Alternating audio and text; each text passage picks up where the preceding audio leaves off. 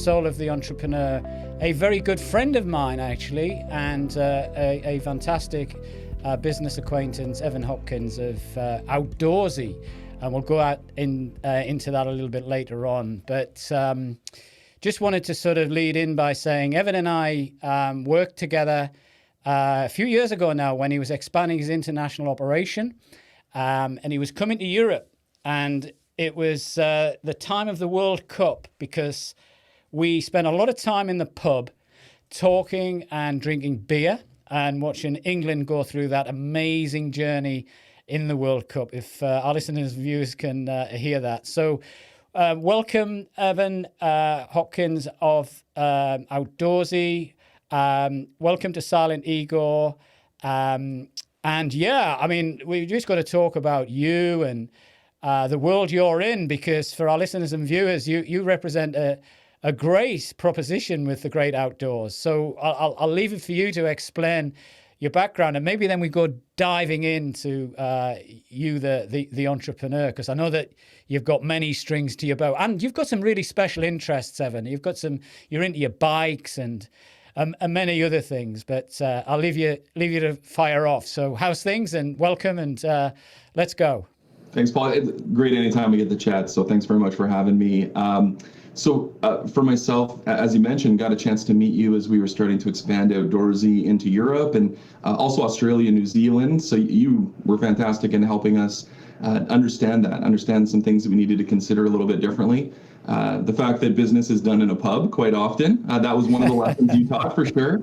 It'd be a really great experience, though, for me. I've traveled a little bit in my life, but from a business perspective, learning the nuances of launching in Germany versus France and Italy versus Australia, it was really fascinating to me. So really appreciate all of the things that you helped us with there.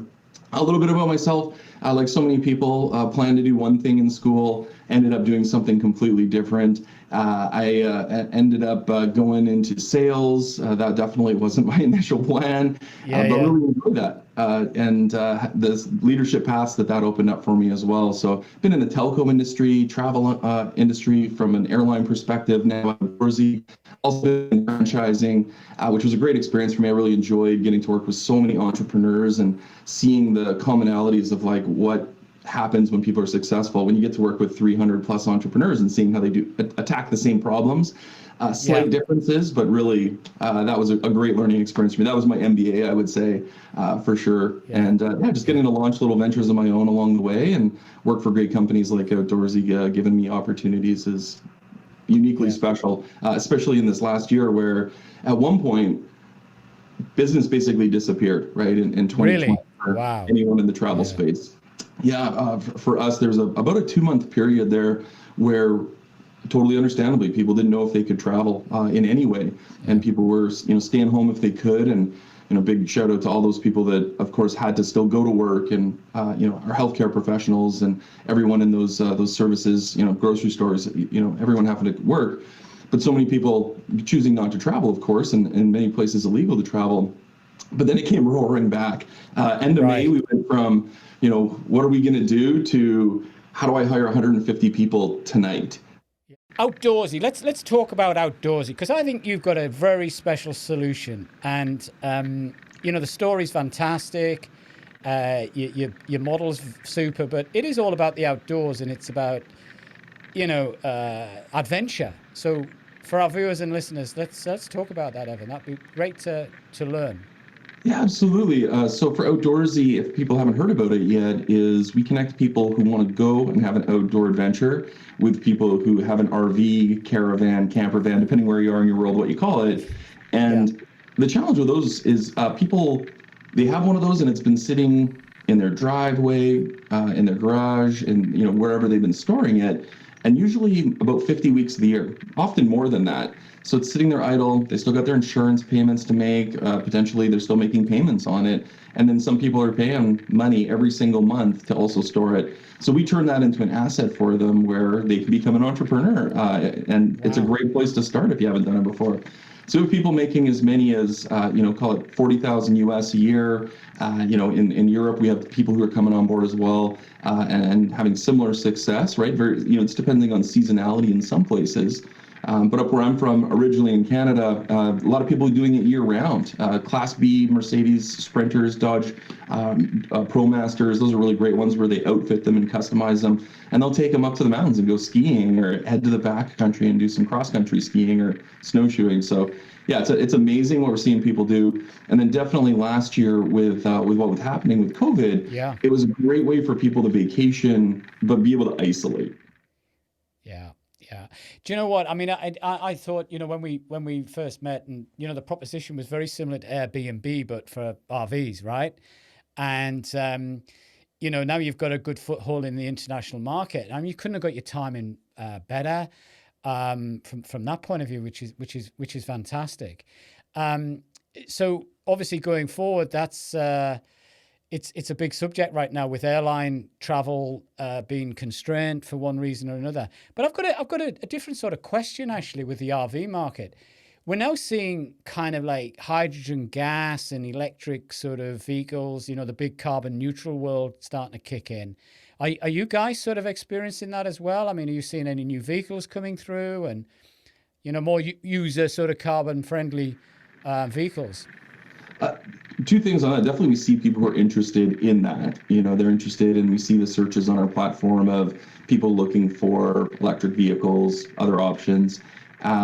We're also keeping a very close eye on that. We talk a lot with the manufacturers and understanding what's coming in the future, and we try to share information as well of what we're seeing they're being interested in. I think a lot of the manufacturers understand that they kind of have an opportunity with us, that these are potential future people that they're going to sell to, but this is a market that buyers now are thinking about, where I might need to rent my asset, and I might actually be buying this not just for my family vacation, but I might be buying this as an investment in a business. So for sure, you see those trends come in, exciting vehicles, coming from some of the most eccentric people in the world next year. You think about the trucks, all those sort of things. Pretty easy to slap one of those tents on top, right? One of the fold-out tents. Those are really cool and popular nowadays. You see people who are doing overland activities. So I think we're going to see more of that. The big challenge and the question usually that comes up, and I know I have with people, it's just the ability for them to have the range that people are looking for. Right. So if you're not going too far, I think those are things right now that already make sense. If you're planning on doing a little bit of a cross-country adventure, going back country, I think that's when people get a little bit more concerned, and they're going to lean more to the traditional solution still.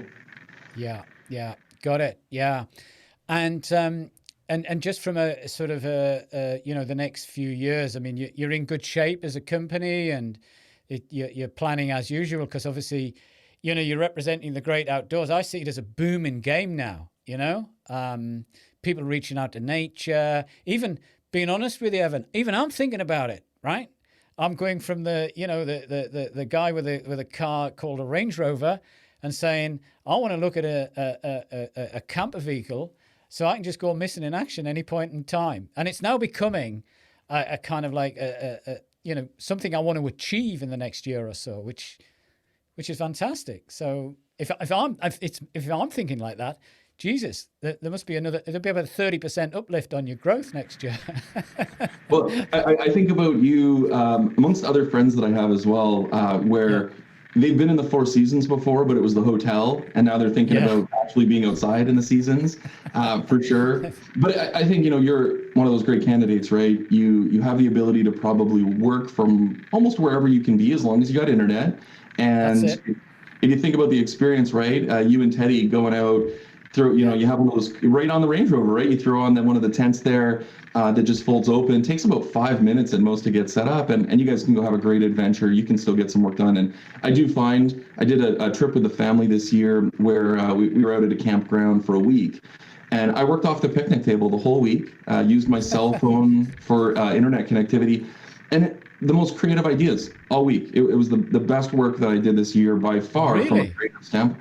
Yeah, fresh air, you're looking around, you're seeing nature, birds go by, I didn't see any deer or bears or anything, right? But you just never know what's going to happen. And the family's having a great time. So for me, I think people are going to be more open to that. Of course, at our company, we are. We every single week when we have our weekly meeting, we're like, so who's on the road? Where are you? Let's see some pictures. But I think that's going to become a lot more common for people. And like I said, I think the company got some of its best work for me this year while I was doing that, because I was as creative as possible. And not just because I'm in an outdoor business, but just for any business, that was my best work this year. That's fantastic to hear. So for our listeners and viewers, guys, I mean, listen to Evan. He's in the RV camp industry, and there you go, a classic example of work-life integration on the move. And that sort of inspiration of going out to nature, because in some respect we are doing business through the glassroom now, aren't we? We're kind of everything's become P2P, face to face, through the glassroom.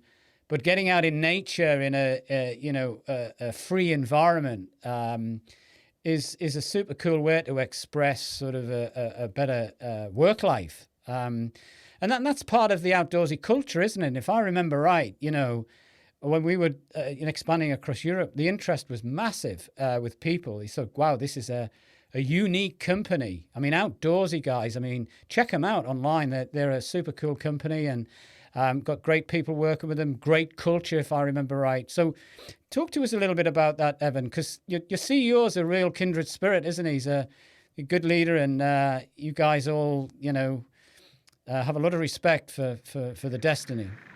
Absolutely. I think for myself, I got to know Jeff, who's our CEO, Jen, who's our CMO and founder as well.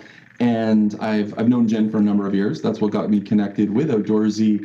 And then I got a chance to meet Jeff once for about an hour. You'll love this, a meeting at the pub at the airport as he was coming through town. And that was about 6 or 7 months before I started working with the company. And I just this guy sees around corners.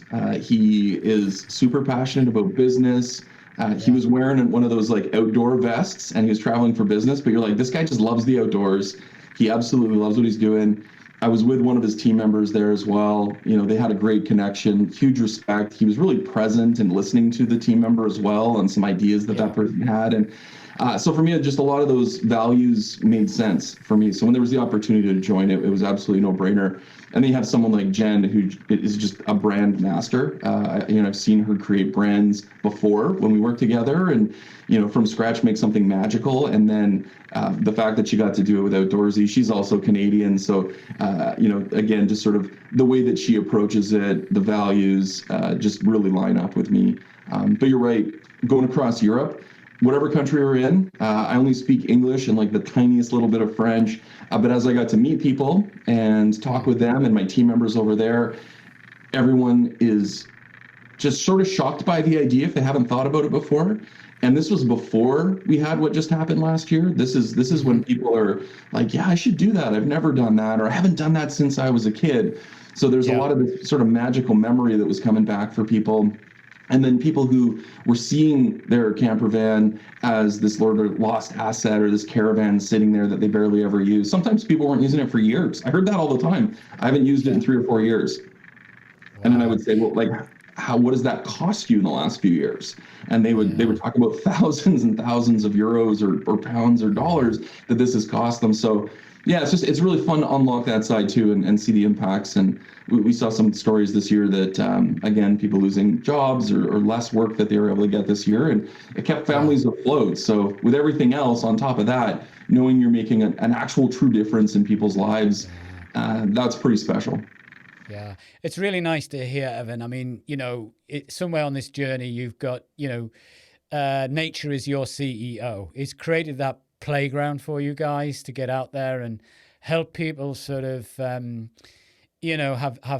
better life experiences. And now you can do both work life and it's the open road. It's that big sense of freedom. And just for our listeners and viewers, when I was working closely with Evan and we were hiring across Europe at the time, one of the prerequisites on the job spec, you'd love this, was you must have experienced either camping, had the experience of an RV, So somewhere on this journey, this company Outdoorsy has got a real soul, and it's so fresh to listen to, things like hiring requirement. You must have spent the night outdoors in a tent. And that was part of the spec, wasn't it? It's great.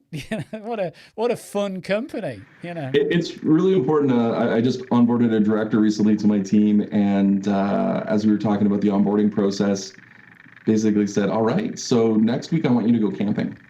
And she was a little bit surprised. I was like, no, like I've put credits in your account, and you don't have to go away for a week or anything, but I want you to go through our platform experience because, we are a technology company. You need to understand what we're doing, what we're supporting, no matter what role you are in the company. And also, like, just go have a break. You've been doing something before this. Just go have like a nature break in between what you've been doing before you join Outdoorsy and we find that to be a really nice reset. We do encourage our team members, and we pay for it. Twice a year, you can go out on a trip and do it locally. You can have something delivered somewhere if you don't feel like towing it or driving it, which my family does a lot. I got two daughters, my wife, two dogs. It's just easier sometimes to have something delivered, and then we show up, camp for the period, we leave, the owner comes and takes it away. So yeah, we're a big believer in getting out there, using our product, but we also think it's great for mental health. With all of the restrictions we put on spending during the hardest parts of last year from a business perspective, we did not take away the benefit of these trips because we thought it was one of the most important things we could do for our team members. Like I said, when I got out, that was one of the best weeks of work I did, but also mentally, I came back and felt like I'd had a week of vacation, even though I was still working my, tons and tons of hours that you do at a startup. But it was still a refresh. No, it's so nice to hear, and I think that, initially, it goes back to the pace of change, but if you think about the blessing and the curse of what we're talking about there, and I genuinely remember when everything kicked off last year, early stages of 20, I did think about Outdoorsy immediately, that everybody's going to be looking at this new means of expressing a vacation or a small trip, getting people back to nature. Absolutely fantastic. Changing tack a second, Evan, we're kind of doing a little bit of research here on you. And is this right that you were once a volleyball coach? I did, yeah. We didn't intend to be. I was, always circling back to pubs here, but I was at a pub and my old basketball, volleyball coach from school was coming through the pub, and he was actually there to pick up his son. And he was now a vice principal at a school, and we all recognized him. You go back to being like 14 years old when you see an old teacher, an old coach. And he just said, Hopkins, here's my phone number. Call me on Monday. I have a job for you. And I'm like, okay, coach, I'll call you. So I called him, ended up coaching at the school for, I think it was 5 years. A lot of fun. And I think it was interesting because the things I was learning as a leader in business, I was absolutely trying to transfer there, and vice versa. I probably learned more coaching that has helped me in my work career. I ended up coaching girls volleyball. We won 2 provincial championships, which no small task at the 4A level, so the biggest schools in the province. And more importantly, just amazing kids. Like I said, I learned a ton. Incredibly fond memories of that for sure. Ah, that's fantastic. And I know that, just stepping aside a second, you've got some entrepreneurial interests as well. We understand that, I know that you had a career in the airline industry for some time, and then, you're involved with different ventures and things like that. Just tell us a little bit about that. That'll be interesting for our listeners to learn. Yeah, like airline industry, I absolutely sort of caught that travel bug, but also the airline that I was at, WestJet in Canada, they really encouraged you to be entrepreneurial there. And the way that they wanted you to approach problems, turn them into solutions, look for opportunities, even just manage your budget, whether you had a small team or a large organization. So then I went over and I worked at a franchising company. And while I was there, we were launching new brands, and I was part of that process. And one of the brands was interesting for sure, but I actually was sort of like, I don't know if I want to do it. I'm pretty busy, full-time job. We were just about to have our first child. And then one of my direct reports said, Evan, I don't have the money to do this, but I know I can do it. I know I can launch it. They had some great experience having run a different type of home service business before. And I was like, yeah, I'll be part of it. And so we launched a moving business, and we have a pretty large territory, but it's doing great. We have a general manager. We've always had a general manager from day one, day-to-day operating it. And we've been helping to guide them, working on marketing, different things like that. So many learnings from that as well. We went through 3 general managers in 2 years.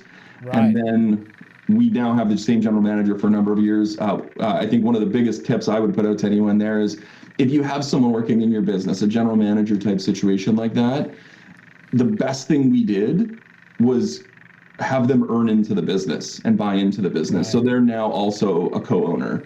And I think that just gets that full buy-in. You don't want to do that too quickly. You want to make sure you got the right person. But once you have that right person, you got to invest in them, and you got to make them feel and truly have skin in the game. So that's been fantastic for us. So ever since we found that right person, we've been growing. We had our best year ever last year, which is kind of crazy to think. Again, with what happened last year, the moving industry was quite busy, especially where we were located, and we had some great growth. And actually, I think we beat our goals. Just halfway through December, we beat our annual goal that we had set at the start of the year. Oh, that's fantastic to hear. It's actually interesting on this sort of, concept of moving. It's interesting. I think a lot of people, we're in the UK, obviously, we're going through a kind of an interesting phase here where we're in a lockdown. And it does get you thinking about, obviously, planning when you come out, how you're going to kind of reshape your life. And as I said, about the mobility element and, the sort of RV side of it, getting back to nature, reconfiguring. But I also think there's a lot of people's minds now are starting to think about what country I want to live in, or if this is something, I want to be in the sun, in the snow, all of that's sort of coming up as well. And I think what I like about coming back to the RV piece, and I know you're into bikes as well, right? You like your motorbikes, is that right? That's right. Yeah, not ones I got to work hard, ones that I can sit and enjoy, for sure. Exactly. And I think that there is this sort of constant moving and sense of freedom about you, Evan. You're always, exploring. You're always wanting to be somewhere. I remember when you come here, it was sort of, I'm going to pop across to France, and then I'm going to pop over to Germany. You were sort of keen to sort of get the experiences of different cultures and things like that, which I thought was, was really, really good. But just zeroing in this sort of, people now kind of got multiple choices coming up as regards how they sort of deploy their free time. Coming back to the RV, that gives you such a sense of freedom, doesn't it? I know we've kind of got this thing to manage and all the rest of it, but you just get wrapped up, you get on, you get going, boom. You can be in a different part of the world, or you can be in a different part of your country, in a more free environment. It's just so much flexibility. Yeah. Absolutely. Two things that you hit on there resonate very, very much for myself and our family is we're loving living in Austin. For sure, I'm glad we're here versus other places where, it could be raining or snowing. And I got to ride my motorcycle on Christmas this year, which I have not had the opportunity to do before. So that was a nice ride. But the being able to travel around and move and freedom, I think even for people that might not have been like a desire before, we're going to see a really big boom on that once people can move around freely. I think about my dad. He'll love me bringing this up, but he's a homebody. He was designed for a pandemic and a lockdown. Even him, he's like, we're going to come down and visit you guys. We should go to see some F1 races. Let's go to Montreal. Let's go. He was even open to going to Europe and let's head over to Spa or Silverstone. So my family loves F1. We talk about it all the time. Right. So for him, I think he's just like that canary, right? Who says if he's going to do that, we're just going to see it all over the place. But I think people will still want to do it in as safe a way as they can for a while. And there's something different about being able to go in an RV and be able to go right up to the edge of the ocean and camp. Imagine what it would cost to have a nice hotel, because some of these vehicles are beautiful. I got some of the ones in Italy, Italy, of course, fantastic design. The ones that they're driving there, it's like going around in a yacht. If you're in a hotel room beside the ocean or beside some of the beautiful natural things in the world, you'd be talking thousands of dollars a night. Instead of a couple hundred, pounds or dollars. So I think that we're going to see quite an explosion of people wanting to enjoy the outdoors in lots of ways. But I was trying to remind people, the RV is part of it. That's how you're moving around. But it's, what are you doing? I love fishing. My girls love to fish with me. So we love doing that. We love getting golfing. We love, hikes. That's our big thing. The girls are really loving right now with the dogs. So we are not just a tech company. That's just how we facilitate having these wonderful outdoor experiences. Yeah. And I think that's that big sense of adventure. I know that, for us, guys and, our audience today, I think that there's that sort of that sense of freedom, but it brings that sort of child out in you as well. I mean, I always remember years and years ago going on a caravan holiday as a kid, and, you can still treasure the memories. I can even now sense the smell of, a kind of in those days, a kind of foisty caravan experience, the kind of the dew on the windows and the inside and things like that. Now, I know we're not talking about that too much, but, we've got these luxury vehicles out there right now. But once again, it brings back the senses, the sense of adventure, the expression, back to nature, outdoorsy. Nature's your CEO. It's a certainty. There's the real affinity there with the whole thing. So you're planning a boom time over there, and international business is really good. Any particular country that's sort of showing more interest than others? Any sort of something you can glean there, Evan? Yeah, outside of the U.S., which absolutely we're seeing some strength there. Canada is going really well for us. Really? We see tons of people flock into the outdoorsy sites there, and already booking not just into 2021 here, but like we have bookings into 2022 already, where people are making their plans. So that's kind of exciting. And then for us in the European countries, we've focused really on professionals first. And the peer-to-peer market is very important, but what we know is the professionals, they're going to be there for a long time. They also have really solid inventory. They know what they're doing, high quality. So for us, it's a great baseline to build upon. So we have a product, which I know you're aware of, that is very focused on them facilitating their business. We give it to them for free so that they can help them grow. And then it also connects them up into outdoorsy so that we can send them bookings, again, to help their business grow and be successful. And it's good for us too. So I think from a European standpoint, UK, France, definitely seeing some really good things happening in Italy, but Spain, Portugal, some places that I'd really like to do some trips myself over the next year when things open up. So yeah, those would be the core ones. And then Australia, New Zealand, those are countries that live and breathe this. I was looking at a stat. I think it was about 366,000 people from the UK a few years ago traveled to Australia. And about 35,000 of those people, while they were there, rented a caravan or a camper van or something along the lines. So you see what people like to do when they already go to places. And again, that was before everything happened last year and where we're currently at. So I think you're just going to see it accelerate more and more.